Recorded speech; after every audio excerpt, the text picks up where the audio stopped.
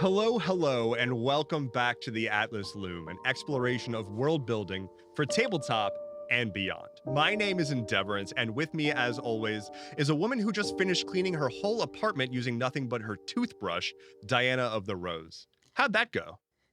Well, emphasis on my toothbrush. It wasn't a spare toothbrush. I just used mine.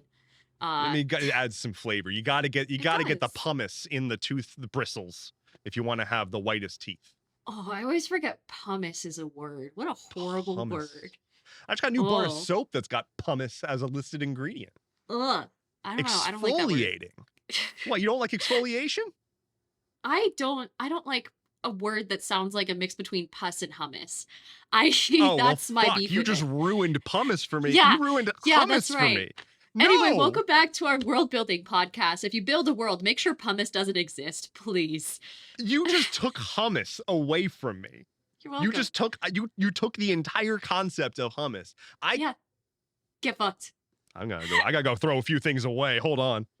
Endeavor's messaged me yesterday, or like the day before, and he's like, "Hey, what are we doing this next episode on?" And he spat out like three different options, all of which are incredibly difficult for someone like me to conceptualize. And so I chose tone and vibes, and that's what we're going off of today. I will admit right off the bat, I did not come up with like a bullet point list of things to talk about. I felt like it was appropriate to have no plan, just vibes for the vibe Just episode. leave it up to the vibes. But what about the Yeah. tones? I mean, like coolish sort of undertones, maybe. I think What I'm about cool. overtones? Oh shit.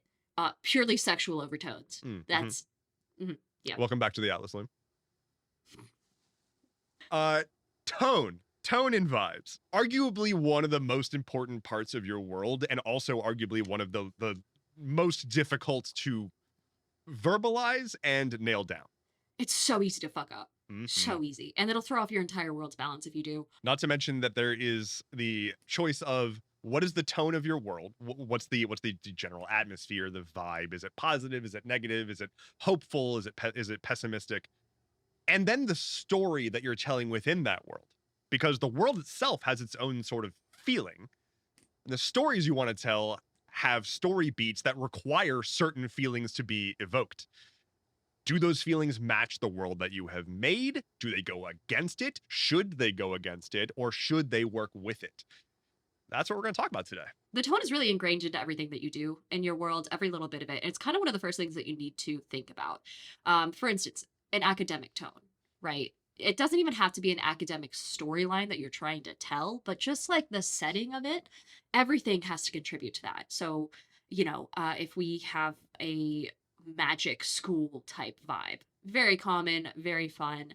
Every little detail of your world is going to contribute to that. The school itself, the building, might be made of a certain rock type, like marble, that exudes an air of opulence. It might have gold filigree on all of the robes that the professors wear, something that says, "Hey, I have high status." There might be giant gates leading onto the property of that school. There is going to be the chatter of students in the air, just like constantly surrounding whoever your POV character is. Um, Everything that happens is going to contribute to that. And it would be very out of place to have something not contribute to that. Like if you had this academic vibe in the world and then all of a sudden, the fucking skies are overcast and, thundery and there's lightning striking down, that kind of conflicts with the fresh spring air, college student type atmosphere that you've built up to that point. So that's like kind of, I guess, just one general example of how every little detail has to contribute to your overarching theme. Absolutely. I think that's a great example. And I really want to dial in throughout this entire episode on the way that you immediately went to what do you see? Hmm? Because one of the biggest things with tone and conveying tone, vibes, whatever you want to call it. I'm just going to go back and forth between the two so I don't just say tone a million times this episode. When you're trying to convey the vibes, show, don't tell is always better. Huge. Every single time.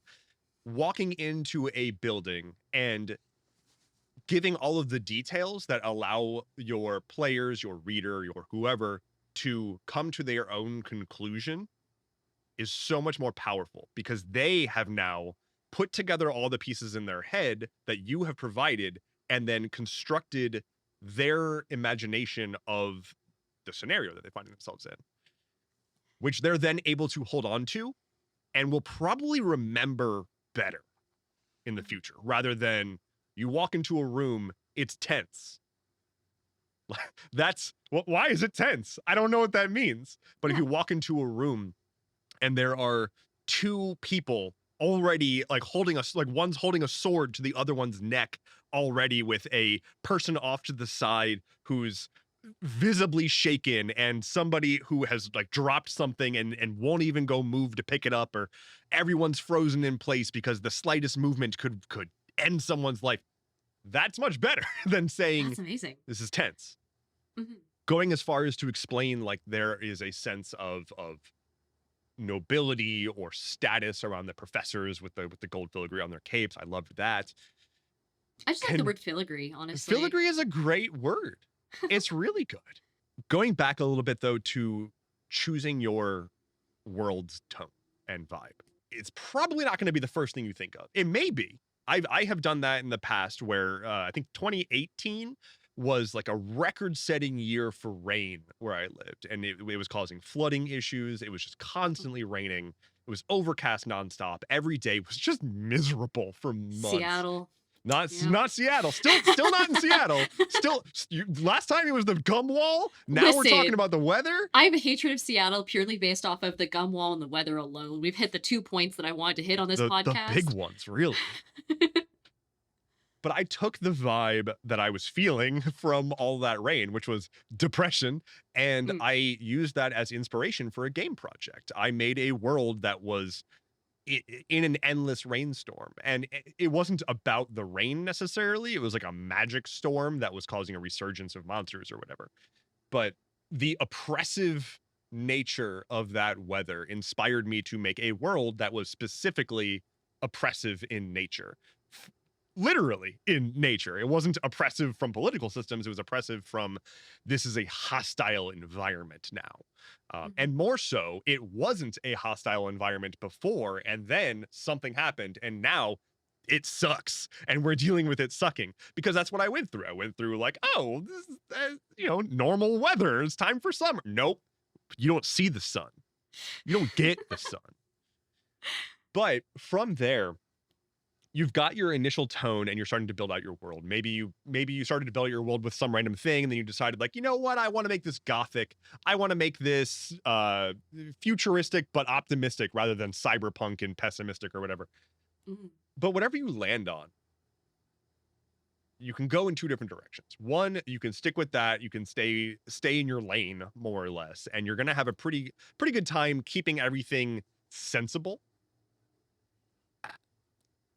But if there's anything about this podcast that we know, at least about me, is I don't sensible does not matter to me. I don't even know what You sensible do. means. I don't, That's a lot never of been sensible in syllables. my life. But you can start with a given tone and then turn it on its head. And there's a few ways that you can do this that actually contribute positively to the story rather than causing whiplash. For Mhm. example, let's say that you set out to make a world that is overtly over the top fantasy, super bubbly, fairies and magic and happy and rainbows and shit. But then you roll an extremely dark campaign, or you tell just a really dark story, or underneath the surface of this town, or of this world rather, is a terrible secret. Maybe Yeah. this is not real. Maybe this fanciful world that everyone is seeing is a shared hallucination, because the world that actually exists is so destroyed and horrific that the only way for people to maintain their sanity is to collectively buy in essentially to the matrix.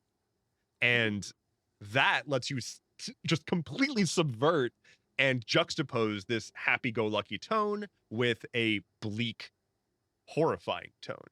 Oh yeah. You can't just have like full on horror the entire way through. There's no stakes if you do that. Like, Curse of Strahd, for instance, and I'm gonna keep going back to Curse of Strahd because it's the only thing that I've been playing recently. Uh it's a dismal world. It's constantly overcast. The people dress in drab clothing, but there are some key characters in the game who have colorful clothing. They have smiles on their faces where normally villagers in Barovia do not in the slightest. There are people who have hope. There's someone out there making toys for children, and the children are out playing with these toys in the streets. And their parents were dressed in like just grays and purples and have absolutely no expressions on their face or just watching off to the side. And it makes it not necessarily realistic, but it gives real vibes. It puts stakes out there and makes it feel a little bit more serious. That being said, the specific story beats too, when you make that switch, oh my god, that can be so powerful. Like, I got a friend right now who's running a game who the players couldn't decide if they wanted like a magical school type game or a horror type game. So he's running it so that it starts off as a magical school, very idealistic, very optimistic. People are just going about their day, settling themselves into their classes and establishing themselves in the social circles of this school. And then all of a sudden, everything's going to go to shit. Some dinner is going to get interrupted by the most horrifying attack, zombies, torture, some sort of like dismal, Spoilers. abrupt shift. He didn't tell me any of that. That's just what I would do. If it were me ruining your campaign, here's how it would look. And so that sort of tone shift lends massively to the experience of your players. That's the type of stuff that people will never forget, is Mhm. like that moment. Absolutely. It's so much bigger than you meet the big bad evil guy and he's the big bad evil guy. Yeah. You've made it to the evil lair after adventuring towards the evil lair to kill the evil guy who was doing the evil things to the town that didn't want evil things happening to them. And then you meet the guy and he's like, "Hello, I'm evil." And then you kill him and that's the end of the campaign. Too Like, predictable. Yeah. yeah, that's just like that's stagnant. It doesn't give you that moment of, I have been flipped on my head. I, as the player or as the reader or the viewer or whatever, cannot deal. Like, I the actual person am feeling the emotional effects of what just happened. Mhm. And that is what is going to drive the most incredible character development and memorable moments, as Diana said. That is the kind of thing that people will then go to a nerd party and be like, "This one time my DM did blah." And like, you want to be that one. Yeah. Oh yeah. So I plan out my campaigns, with a tone in mind from the outset, because again, this should be a foundational part of what you're planning. What I do then is I go to fucking Pinterest, dude, to come up with like the set pieces, the actual visuals, which will contribute more heavily to your tone than almost anything else. Straight up, I will go to Pinterest and be like, I want a dark academia campaign. Just search dark academia and look at the pretty pictures, look at the outfits, look at the dark hallways of these opulent sort of like buildings with very tall curved roofs, things that you wouldn't even think of, right, but that are common to this theme. If I wanted a horror setting, it would be a lot of like views from inside a building out a window at a cloudy sky. I keep going back to cloudy skies, man. You all right? You need It's to. Today was the first cloudy day in Bend in like fucking forever, and I guess it's hitting hard. Because again, we don't have cloudy days here. You should Oh move to Bend, wow. by the way. Yeah. Going back to the academic vibe, stacks of books, candles, long wooden tables, that sort of thing. That'll do most of the work for you, honestly. So that's kind of where I start. I also recommend listening to music, atmospheric sort of like instrumentals that give the vibe of what you're thinking. If you're going for a very adventure heavy sort of like standard D&D style, like discovering yourself, adventuring out into the wilderness and defeating monsters sort of vibe, you can find playlists for that on Spotify. Throw that on in the background while you world build, and that'll guide you in subconscious ways that will help you a fuck ton. That's what I do. That's what I recommend. It's very similar to how people build characters. I mean, especially for people who are going really hard into their character backstory and things like that. Like, the real pros will make Pinterest boards and make Spotify playlists for their characters, and that like just helps them set the tone for their character. So take that, do it for your world. Making a note for myself. You're Do you not a not do real this? pro. You're pretty bad at this. Yeah. Okay, got it. Mhm. I've not made a playlist for my characters. So For Lua, for Lua, it would just be silence. wait, no, but that's so good. There's that what is it, 444, I think? Hold on. Sorry. Gerard, I need you to look Gerard. something up for me. 433. 433. Thanks, Is that Gerard. like an area code? Oh, good. Yes, there's Wikipedia even has the audio of this wonderful song. So if you look up What? 4 minutes and 33 seconds, so like 4'33" quote, um, it is a song that is 4 minutes and 33 seconds of silence. It is a literal orchestration, What? and it is 4 minutes and 33 seconds of uh what the hell what's the oh my god, what's the note called that's just a pause? Is it pause? A Rest. It's a rest. rest? It's entirely rests. That's what it is. God. Jesus. I love how it says that it's composed in 1952 for any instrument or combination of instruments. It doesn't matter. What instrument do you play? You can play this. Congratulations, you're now a musician. I love that there's actually a playable file Yeah, that is it's 4 minutes embedded and in. 33 seconds of Oh, man. nothing. It's also on YouTube. You can go listen to it on YouTube if you want. For context, my character Lua is a character in Diana's campaign. He cannot speak. And so if he had a playlist, it would probably just be that. It would be, On oh, repeat. actually, no, it would be that followed by that song once, followed by like 40 copies of Turn Down for What. I think that's it, actually. That really fits his vibe perfectly. Yeah. Very goodness. So let's talk about, okay, so you said looking up pictures and using that as your inspo, like get your tone, look that Get a up mood on board. get Like a that's what mood boards are going. for. Hell yeah.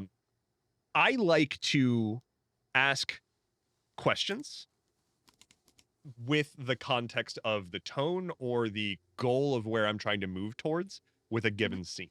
So I will say, okay, I want this area or this sequence or this scene to be foreboding. I want it to feel ominous. I want it to feel dangerous.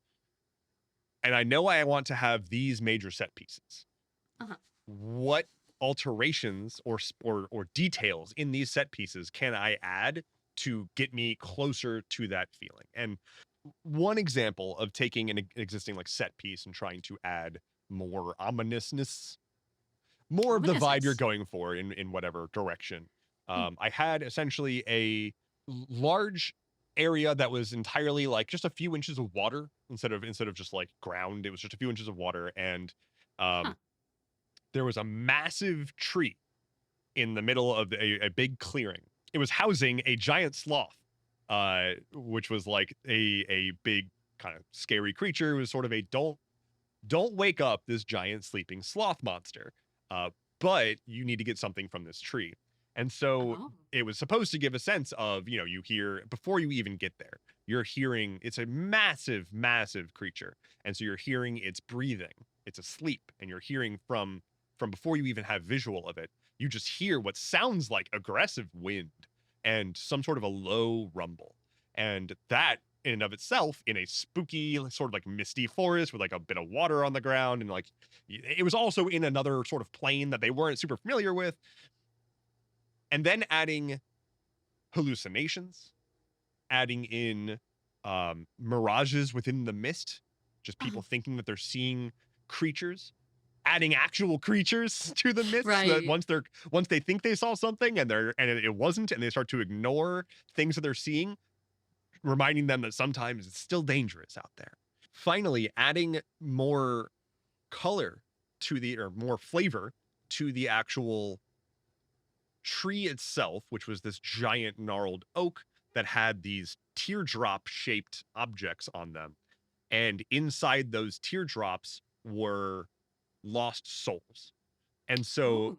evoking the emotions felt by those lost souls that were captured in these teardrops, and instilling that into the characters, telling them that like as they're approaching, they are feeling their essentially a sense of heartbreak, or Mhm. their insecurities are coming out in ways that don't make any sense, and they are just taking on the grief and the confusion of these souls that are lost in this tree, all the while trying to not wake up this giant creature and navigate this strange place.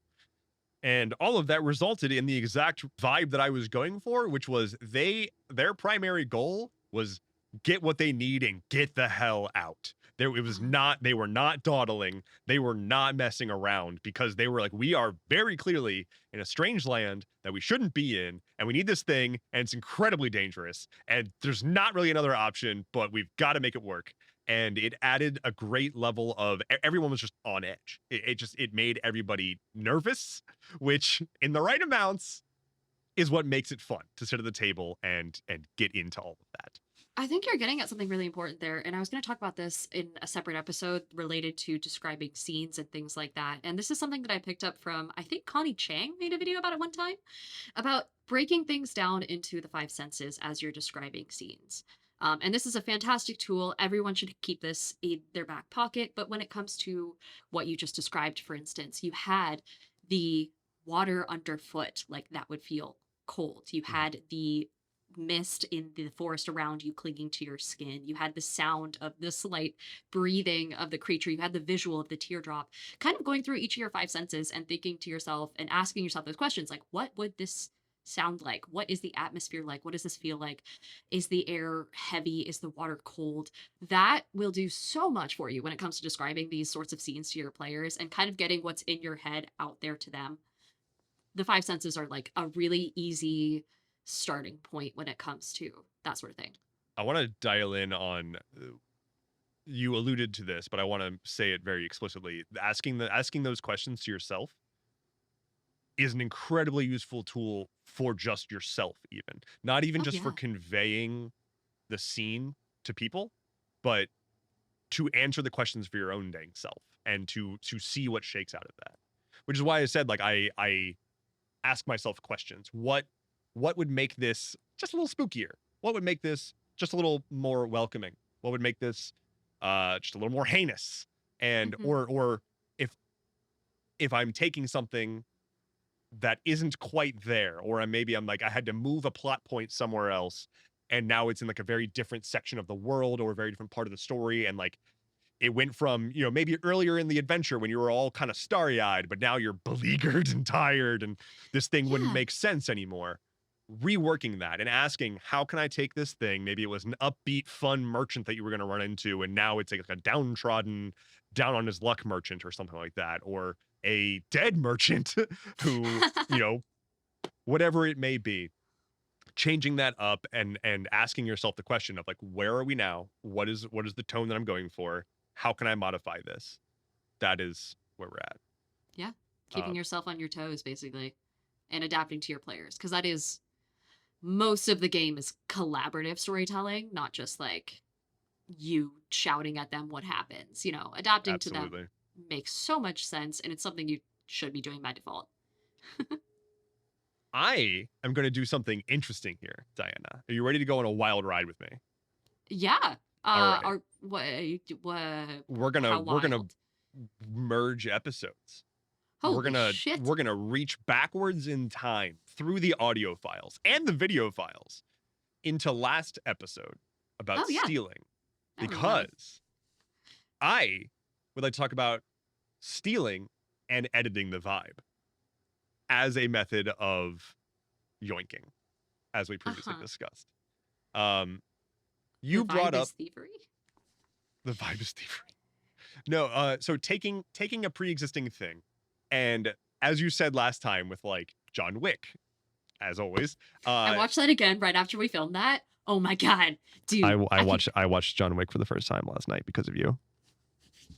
You hadn't seen it? I hadn't seen it. I'm gonna watch the rest of them now because it was fucking amazing. Endeavorance, buddy. But I watched it.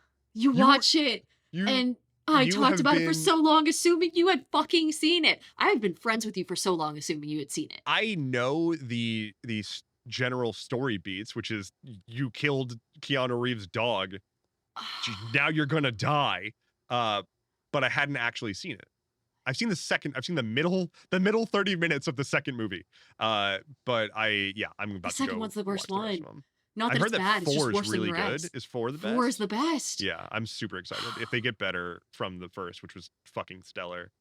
So I want to talk about taking something and twisting the vibes around and getting something new out of it. So sort of extending on what we were talking about with yoinking. You can take an existing bit of inspiration or wholesale story or concept, maybe change all the names and do a little bit of work so that you're not quite just plagiarizing, but then flip it on its head. As Diana has said before, with taking something like John Wick and inverting it or whatever, you can take a franchise, you can take a well-known story, and you can tell it in a different light. For Mhm. example, and these are, I think, two things that you have not seen, so I apologize, but Great, here we go. Fucking I put strap in. in. I'm gonna Here's get the roasted thing. by our audience. I put in Another the episode effort in a to row, watch Endeavorix. your movie. All right, and it was fucking great, and I loved it, and you have improved my life because of it. Uh-huh. I'm going to talk about The Princess Bride now. God So, fucking damn it. The Princess Bride, comma, a movie that Diana still has not seen, comma. Which was a whole conversation that is restricted to our gilded world weavers because we had to cut it out of the episode. So become a gilded world weaver today to see me get absolutely fucking obliterated by Endeavorance for not having seen a movie that came out in 87. Okay, but, we're not going to get into this again. But yeah, go to theatlasloom.com and sign up, support the podcast. Thank you so much. Subscribe. I have something in my eye. Somebody rubbing my eye. Anybody who's watching the video version of the podcast right now, We do have please a video enjoy version. me rubbing my eye for the next probably 5 minutes. Yeah. The So vibe is going blind. the vibe is going. Welcome to the Atlas Loom, a podcast where we do the same bit on loop forever. Listen, we never look.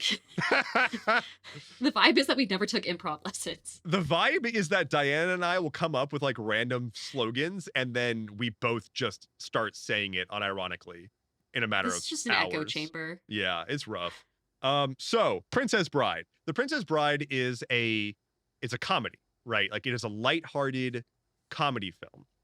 And it's about a woman who fell in love with a man that then went away and presumably died. And the woman gets, I don't know what the term, chosen to become the wife of the land's king, who she does not love, or prince, or whoever. And then her former lover turns out he's not dead and comes and saves her, and big adventure, and meets cast of characters along the way and all that good stuff. Spoiler. It is a very lighthearted adventure involving animated characters who all riff off of each other so very well, but it's all pretty jovial. Even the sort of sad or scary or stern parts are still pretty lighthearted comparatively. And you could take that story and you could make it dark. You could Ooh. make it really dark. Because that's here's a good woman idea. who was in love, who everything in her life was about this guy who went off and, to her knowledge, was murdered by pirates. And then, while she's grieving, is snatched up and chosen for to become the forced wife of royalty, who also, spoiler again, since you're probably never going to watch the movie, I assume. Look, someone actually sent it to me. I have a DVD now. We can watch that instead of John Wick 4 if we want a Sure. massive downgrade in our. Well, we could do both. Make popcorn. The other spoiler is, and I'm sorry to anybody who hasn't seen it. If you're listening to this podcast, you've probably seen it. The prince intends to murder her. He intends to use his chosen fiance as a conduit to start a war. He was going to kill her and leave her body dumped on a shore to make it look like another country killed her before the wedding, so that he could start a war with that country. And that's all a pretty good plot line. There's hooks, there's twists, there's secrets, and they just happen to tell it as a comedy, as a enjoyable, lighthearted adventure. Hello, this is post-recording, now editing, beleaguered Endeavorance. I just wanted to pop on and say that I'd be remiss if I didn't mention that The Princess Bride is primarily a book and was originally a book and was adapted to a film. And the point of the film is they're reading the book, and the movie is the enactment of the book. Point being, I'm aware it's a book. Don't at me. I call it, I've mostly interacted with the movie, and that's what has a grip on my heart, or my, what is that, Saturn? Anyway, if you're listening to this and not watching this, I'm wearing a space shirt and I'm pointing to Saturn. This is going great. Back to the episode. Bye. But if it's instead you are the guy who they think was murdered by pirates, and now you find out that your former lover is being forced into marriage with the prince of this land. You could probably add in some more stuff there around, the motivation for why you're returning, how you learned about that, so on and so forth. But it's still a cast of characters going on an adventure to save someone and stop a larger plot that they got swept up in. Uh-huh. And along the way, there's torture, there's loss, there's murder. Every character in the movie has like their own ulterior motives as well.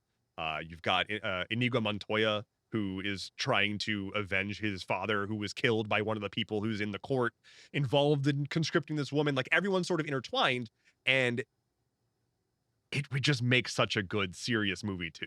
It would just work. And so you don't even need to come up with your own plot. You can take all those story beats, you can make it darker, and you can run it exactly. And I guarantee nobody would be like, this is just the plot to The Princess Bride. Oh Like yeah. they would, Like yeah, we they talked would be about like, last what? episode, no one's gonna fucking know that you stole your concept from something else. And all Um, you've done is change the tone, right? yeah, Like you've all just you've shifted the done is focus. exactly, you've changed the way that the story was told. You didn't change the story, but it Mhm. does change the story. No longer a love story, now a story about someone clawing for their freedom. Yeah. Wild. It's about a desperate attempt to free an otherwise condemned and heartbroken person, which is, I think, pretty rad. Another example that I have listed here, and this is much less in depth, but Game of Thrones, but make the families incompetent, right? Like make all the ruling. I mean, like the show itself, that's kind of how it is. All the ruling families are wackadoo, but you can make it much goofier. Game of Thrones is a very serious show.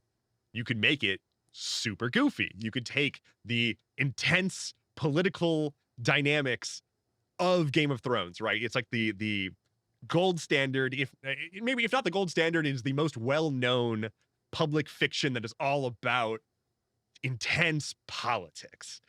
But what if they were just goobers and had no idea what they were doing, and they were just Mhm. completely inept at actually running anything, and all of their attempts at like vying for power failed spectacularly, and that in and of itself was its own issue of like maybe you play as some peasants who live in this world and are constantly dealing with this fallout, and now you're like, you know what, let's liberate this place from all of these ruling families, and your quest is to go essentially usurp all of these complete morons, but like you're still fighting from a position of David versus Goliath. They still have all the resources and the castles and the armies and whatnot and the money, and you're just some dude.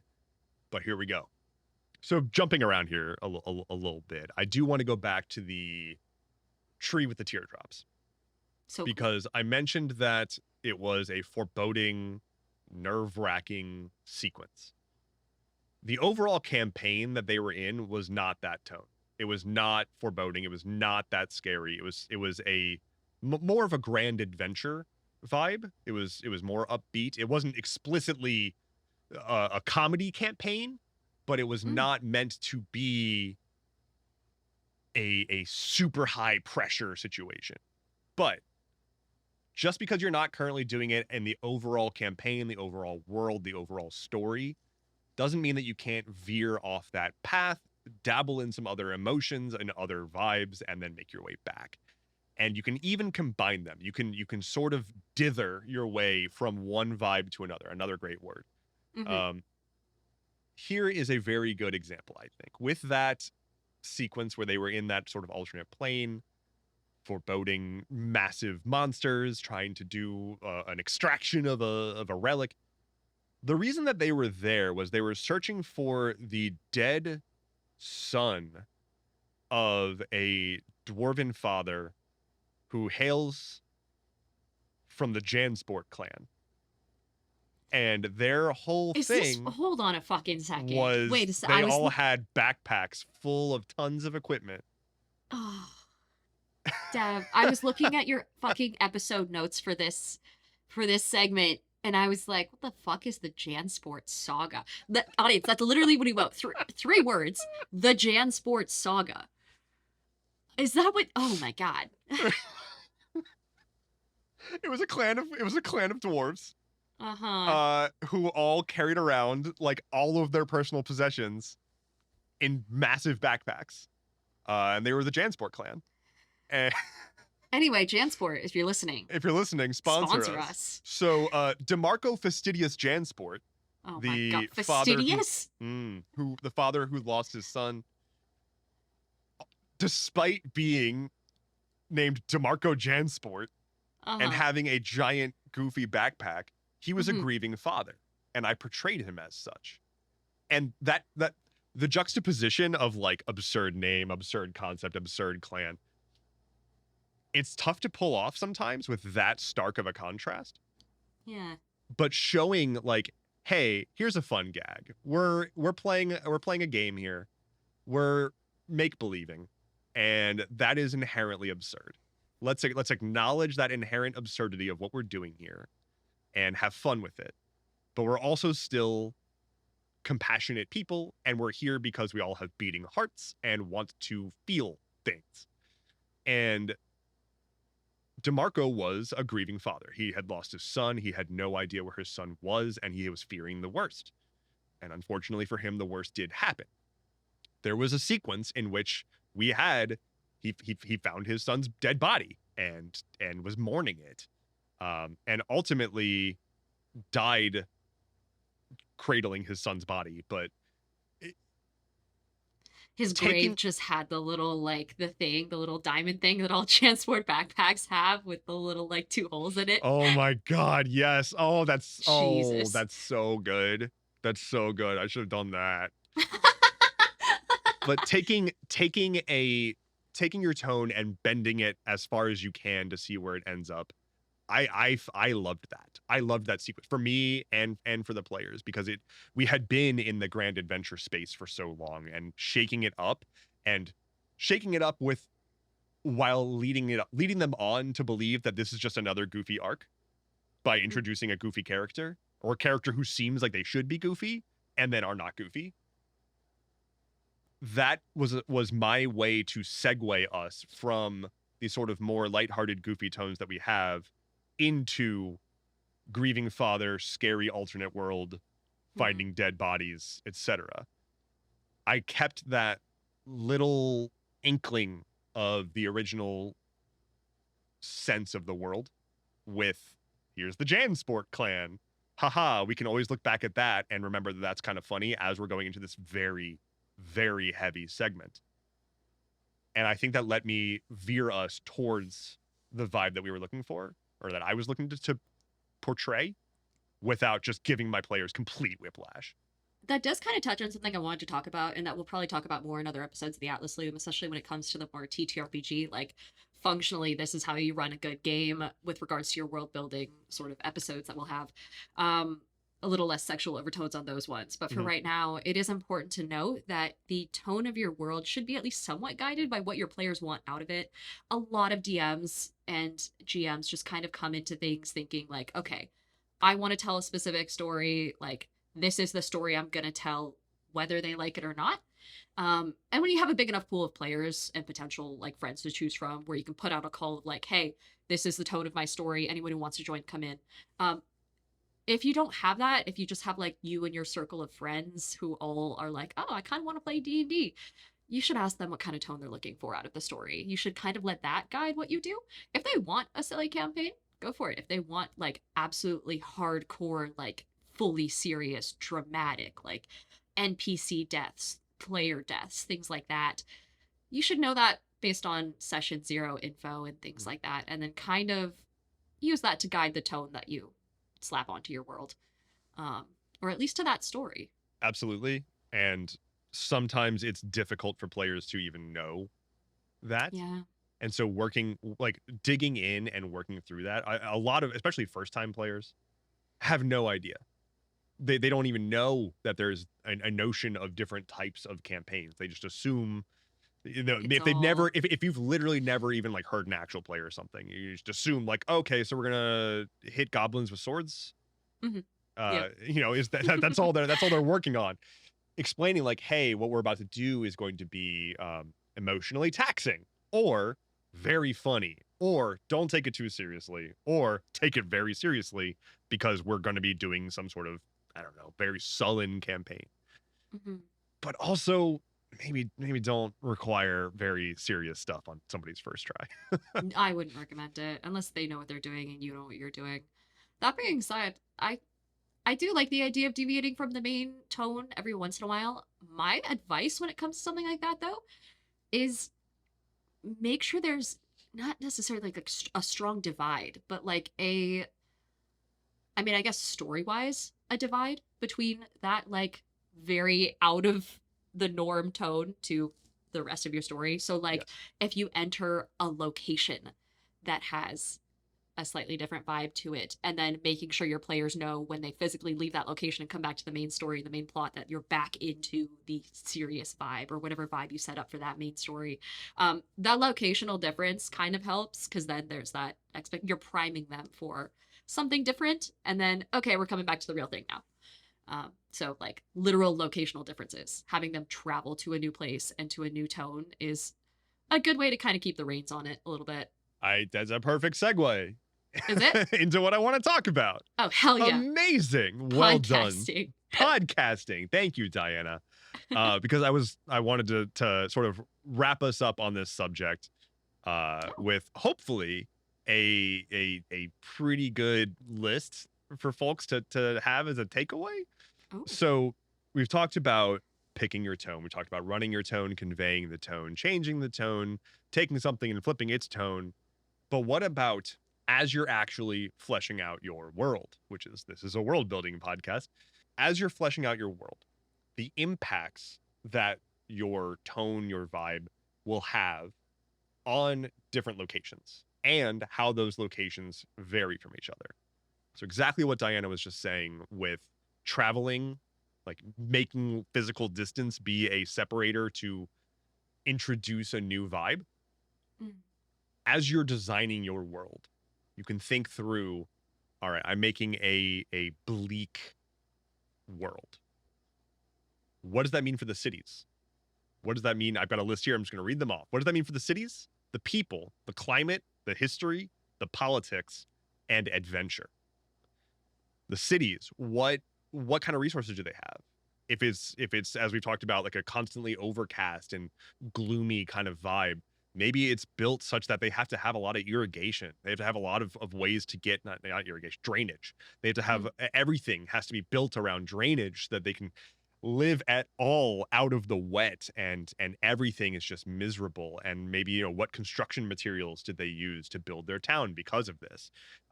If it's super wacky and jovial, maybe every building is just immaculately different and made out of a different material and nothing matches, and it's all super just, you know, slapdash. For the people, are they optimistic? Are they sad? Are they depressed? Are they just going through their life and waiting to die? The climate, as we've talked about, if you want to make an oppressive feeling world, how oppressive? Are we talking overcast? Are we talking fog? Are we talking acid rain? Are we talking rain of fire? How oppressive are we talking? Because you can really do a lot with climate. There's so much that we associate with sadness and happiness that are also literally just weathers. Rain, clouds, fog for sadness, confusion, and just sorrow, and then sunshine and a light breeze for happiness and optimism. Welcome to the Atlas Loom, where we talk about your seasonal depression. Welcome to the Atlas Loom.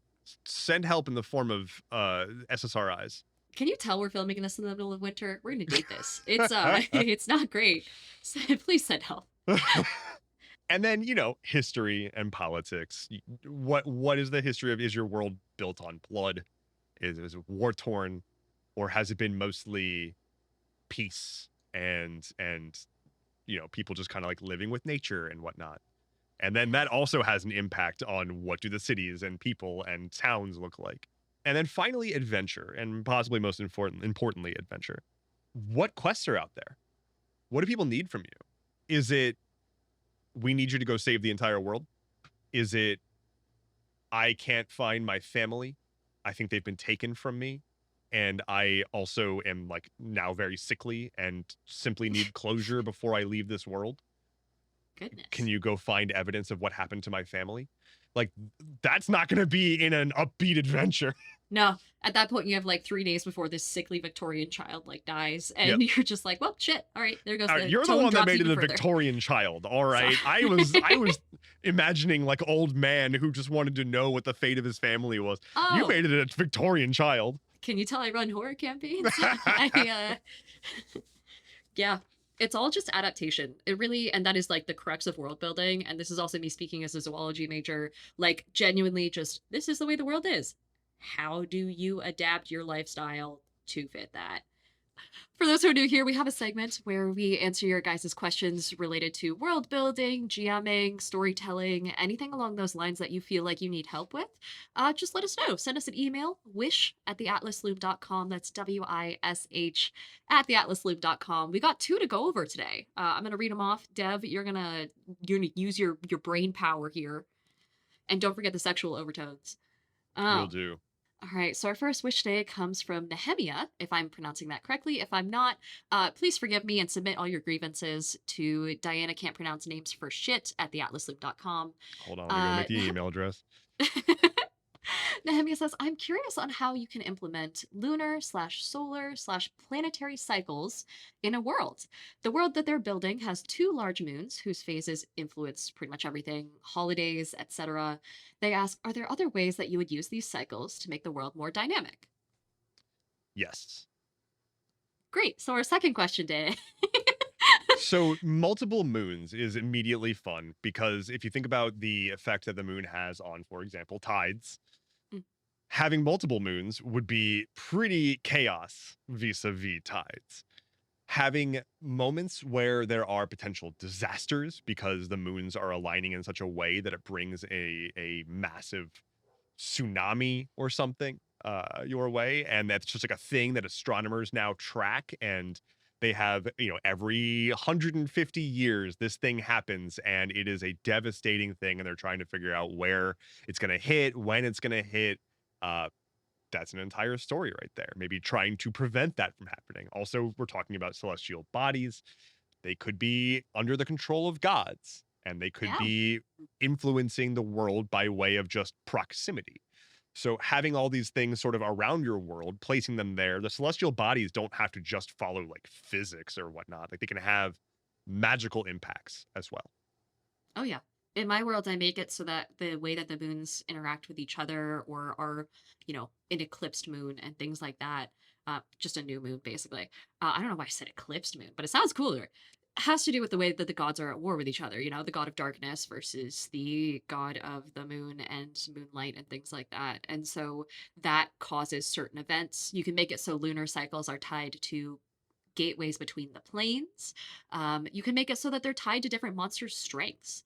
So there's actually a source book that I was gifted from Mana Project Studios. It's called Nightfell, and it's like a 5e compatible module that introduces exactly that, like a fuck ton of lunar based storylines, creatures, magic systems, things like that, where the phase of the moon that you're born in determines your abilities. And then in turn, every monster in the world is linked to a certain moon phase, and they have new abilities unlocked if the moons happen to be in that phase. Um, you can do the same with pretty much anything. The idea of the planets aligning or cosmology aligning in a certain way that thins the barriers between worlds is really easy to kind of turn into a story plot line. Generally, you can make it influence the world however you want. I would just caution when it comes to the sun. The sun is really hard to fuck with. You can't have like 2 suns, I don't Don't think, fuck right? with the sun. Don't fuck with the sun, guys. Leave the sun alone. But like, That's merch right there. Don't leave the fuck with the sun alone. sun. No, don't fuck with the sun. Hashtag don't fuck with the sun. Um, but like you can't have 2 suns on a world, right? Because the fucking I mean, I guess if it works in the way it I does in mean, the you real world, cycles would work, definitely right? can. You can also have like a binary star, which is rad. What? A binary star? It's two stars that are in close orbit of each other and just spiral around each other. But they essentially Whoa. count as a single star Oh, in terms that's of like cool. gravitational force. That's awesome. I didn't know that was a thing. Yeah, that's a Yeah. thing, and it's one of the coolest like celestial events basically. Fucking Uh love nerds. nerds are great. Another really interesting thing that you can do is just like take existing concepts and change the vibes. Uh, Yoink. eclipses are usually a rare event. They are usually something that is meaningful. If you wanted to make it tied to, as Diana was alluding or talking about, like having creatures tied to the sun or whatever, they did it in Avatar. When there's a solar eclipse, the firebenders lose their ability to use fire. Uh, Whoa, really? yeah, that's like the whole thing. Oh, Same with haven't the seen moon Avatar and either. waterbenders. Oh well, you should fix that. Jeez. Um, in a very wonderful game, and I'm just going to go ahead and give a flat plug shout out because the guy that makes this game is great. The game itself is very very great. It's called Eastshade, and it is a non-violent RPG where you are a painter solving the world's Oh, problems by essentially taking screenshots because the game is like ludicrously pretty, and you walk around with an easel and like make paintings of landscapes to make people happy. But in the game, they have a concept that every day at noon there is a total solar eclipse. whoa. And that is just a part of their life. That is just a normal happenstance. And so every day when you're walking around midday, it goes dark for a little while. And there are things that you like need to do during the eclipse. There are things that only appear for moments during the eclipse. There are Ooh. there's artwork that you need to get specifically. Like I want to, like somebody might say, I want to see this cliffside in the light of the eclipse because that's when I met my true love and I want that memory to last with me forever. And so you need to go and find that cliffside and like time it such that you can get a shot of it during the eclipse or something like that, where you have a routine, significant celestial impact on the world that changes everything, Yeah. even if it's only momentary. Timing, I guess. If your players aren't good with timing, be wary of that. But it's a cadence that is set for your world, and all you have to do is just attach some things to that cadence. This next one comes from Aeondar, who says that we can also call him Aeon for short, if easier. The question asks, how can someone at any stage in their world building career create nations and kingdoms that truly feel alive, or at the very least feel genuine? What processes might there be to help this feel more natural when making them? The only thing I would advise when it comes to things like kingdom scale and nation scale things is try not to make every single kingdom and every single nation the exact same.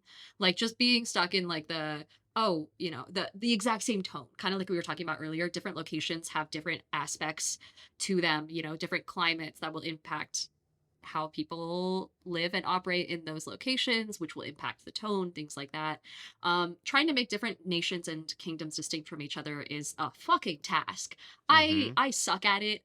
All of my kingdoms in my world are pretty much the exact same, but to circumvent that on your end, and it'll take some work, is to kind of dive into like what their motivations are as a nation, as a kingdom, what politically, who runs the place, what type of government system do they have, is it a monarchy, oligarchy, is it religious based, is it familial, anything like that.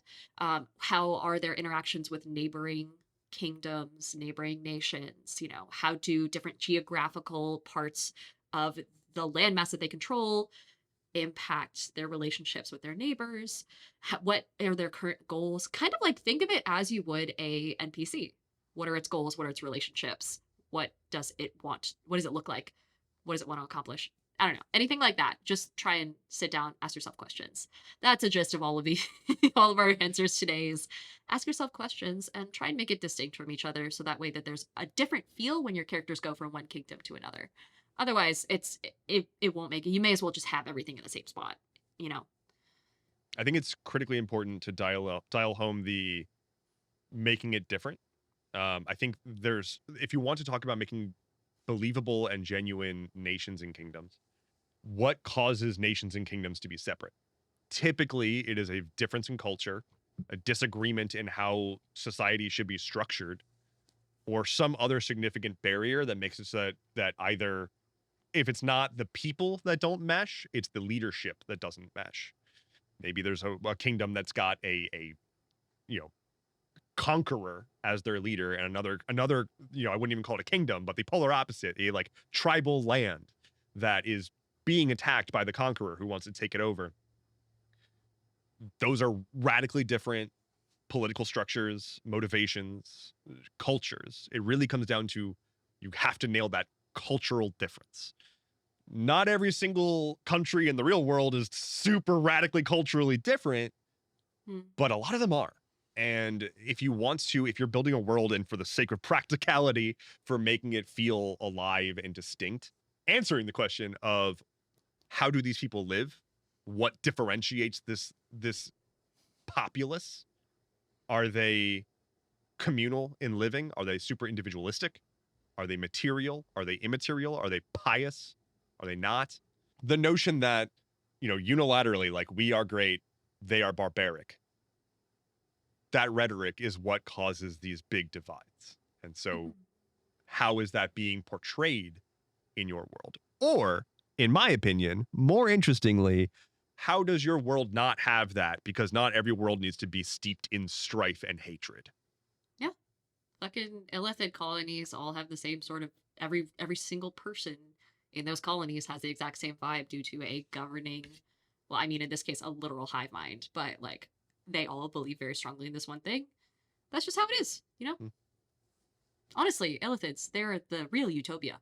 I'd heard elephants for a second there. I know that's not what I know you Them said too. illithids, but elephants I gotta are start saying peak mind flayer. society. I don't know when I got so pretentious that I started actually using the word illithid, but goddamn, I need to stop. That is going to do it for our wishes today. As always, if you would like to send us a wish, if you have a question, a comment, you're stuck on something, we would love to help you. Send us a wish at theatlasloom.com. That is wish at theatlasloom.com. You can also head to theatlasloom.com where you can sign up to get new episodes emailed directly to you right as they drop, or you can sign up to become a Gilded World Weaver. You can support the show, and we would very much appreciate your support. Thank you so much for everyone who already has. Yay. And you get access to a bunch of wonderful bonus content. A new episode of bonus content just went out right before we started recording this. I made And it like I think it's last pretty night. funny. Midnight. I was editing it. It's so good. It's so funny. Please watch it. I just it's want somebody very to see good. it. Validate me. I saw it. Am I The not good vibes are enough? desperate for approval. If you're curious to know more about us as people beyond the Atlas Loom, as TTRPG content creators in general, just generally swell folk, you can find either of us individually on all forms of social media. I am Diana Faye, better known as Diana of the Rose, literally everywhere, mostly on TikTok, on Twitch, and whatnot, talking about a lot of D&D. I'm a D&D girly, but also just anything, whatever I feel like. And then Endeavorance here has his own stuff. He's got his own fancy website, don't ya? I have a website. Yeah. Endeavorance.camp. You can find everything that I do there. Use your favorite web browsing application on your favorite hardware device that is capable of running web browsing. This is going great. You can also find me as Endeavorance on TikTok. You can find me as Endeavorance TV on Twitch. I'm mad about that. But if you want to make it easy, just head to endeavorance.camp. All my stuff is there. I also will say, a slight self-plug, I have started a new section on my website for aspiring creators where I am compiling and uploading my notes as I learn how to do things. So I've got Whoa. an article up there about my recording and editing process, as well as an article about my streaming setup, my audio video streaming setup. So I link directly to all the products that I use. I explain the hardships that I ran into, the notes that I had to struggle to learn, and I'm hoping that this will help anyone else who is interested. It's completely free. I'm not going to put it behind a paywall ever. It's the knowledge like this should not be hidden. Rising tides and all that. So We love creators helping other creators. Thank you so much for listening to the Atlas Loom. Our paths will cross again soon, but in the meantime, keep on weaving your worlds, and we will see you all in the next episode.